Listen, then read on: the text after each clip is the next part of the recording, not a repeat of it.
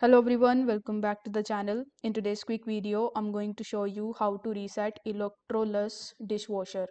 So in order to reset your Electrolux dishwasher, you just have to simply follow these steps where in your dishwasher you will be able to see this type of reset button. So you just have to simply press and hold the reset or the cancel button, which should abort the cycle and drain the appliance. So it will look something like this, as you can see in the image. On the control panel like this, to reset the appliance, you need to press and hold the on and off button on the appliance for 3 seconds. This will reset the appliance and clear any previously set programs.